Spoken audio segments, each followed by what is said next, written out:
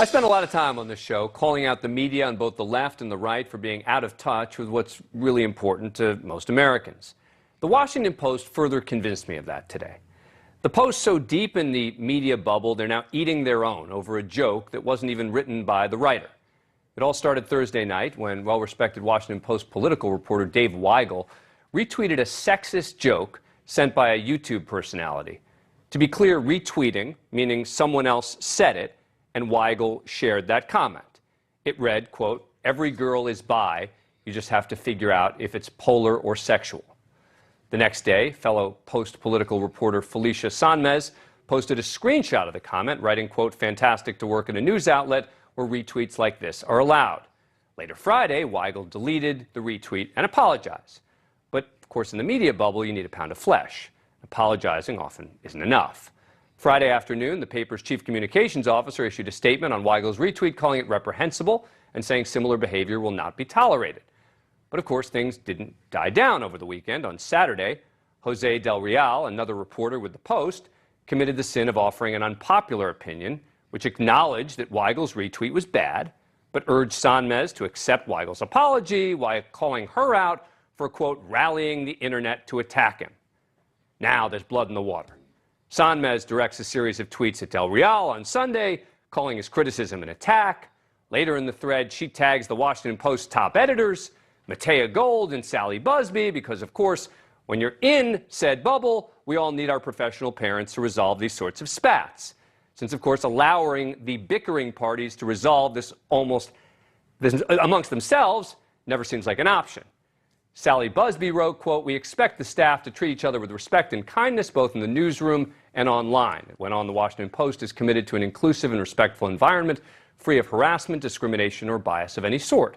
When issues arise, please raise them with leadership or human resources, and we will address them promptly and firmly.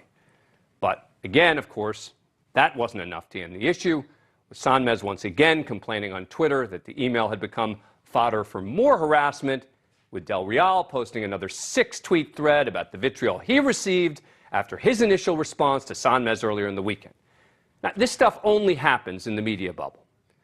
So it became clear that the only way to resolve this ridiculous dispute was to draw attention away from the spat and suspend Weigel without pay for a month.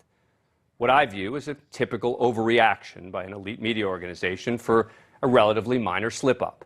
And to be clear, Sanmez had been a victim of this same sort of absurdity when in 2020 she was suspended for tweeting articles about Kobe Bryant's sexual assault allegations just hours after he died in a helicopter crash. She shouldn't have been suspended either. Look, Weigel's retweet was dumb and it was offensive, and I'm glad that he deleted it. But I can't imagine any other industry where someone retweets that kind of a joke, apologizes, and still gets suspended for a month without pay. He didn't even do it at work. This was on his personal Twitter account when he shared the joke. The Post and others of the media ilk take themselves so seriously. We're so afraid, or they're so afraid of their own employees coming after them that they'd rather overreact than have to deal with their self-important employees who might be mad. As prominent New York Magazine Washington correspondent Olivia Nuzzi put it, quote, "The paper has put optics and politics before ethics and fairness." Joining me now is my old friend and colleague Rachel Sklar, who both lives in that media bubble but can somehow still evaluate it so well as a media analyst. Rachel, thank you for coming on the show. I appreciate it. So tell me, what am I getting wrong here? Well, I mean, first of all, Dan, what you're getting right is the fact that there is a lot going on here. We are talking about, internal politics. We're talking about, what signaling to the Washington Post audience and what is appropriate. We're talking about the Washington Post's internal standards and whether or not they've been adhered to or violated. And we're talking about, who gets to say when a punishment fits the crime, because there are a lot of cooks in this particular kitchen. And so it's not necessarily that you're off base, but I do want to recenter this conversation around the tweet. What was the issue with the tweet? It was sexist. It was also bigoted in terms of being anti-LGBTQIA. It's Pride Month, And we all know what's wrong with the tweet, Right. and the whole just a joke trope. I think we can Right. say So we're going to leave that one. We can all agree. We can all agree. Shouldn't he agrees that he apologized, etc. It just, I mean, again, you have studied media for a long time, and it does seem to me, and I meant it when I said this, that you're someone who's lived in that world, but can also look inside it and evaluate it really well. And it does seem to me that it is only in the media space that there is all this self-flagellation and self-importance, and this person says this, and then it becomes a huge issue where the top boss has to step in and say, everyone, we want to have an inclusive, and that's, of course, never enough, because then all the employees go on Twitter, and it just seems to me this mess only happens at a place like the Washington Post. Is that unfair, do you think? I mean, I think we see it happen all the time on Twitter. Twitter's messy.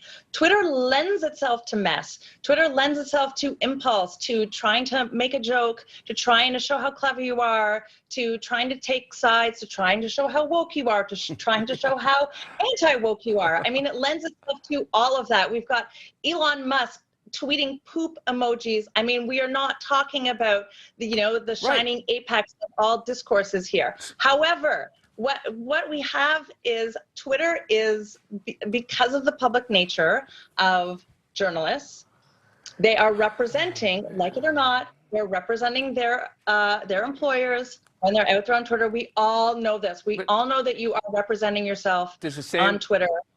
Does the same apply to Amex? Does the same apply to Amex or Intel or any other company?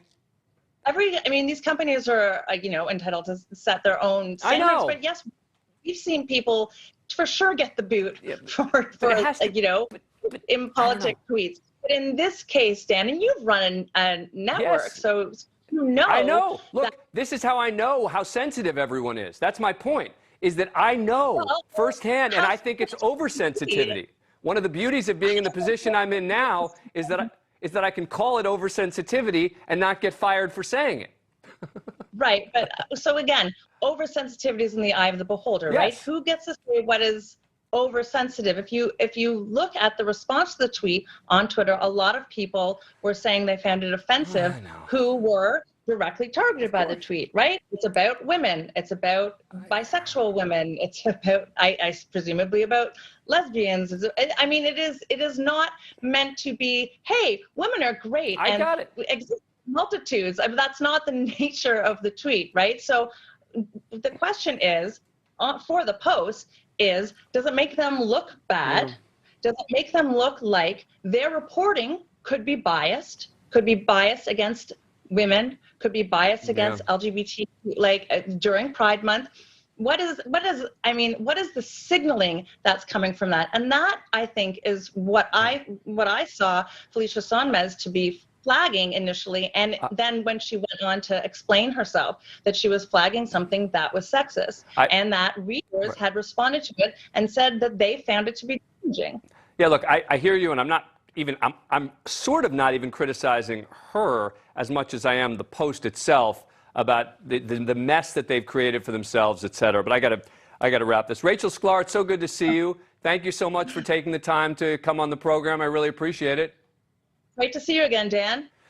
Thank you for watching. Click the red subscribe button below so you can get more of NewsNation's fact-driven, unbiased coverage.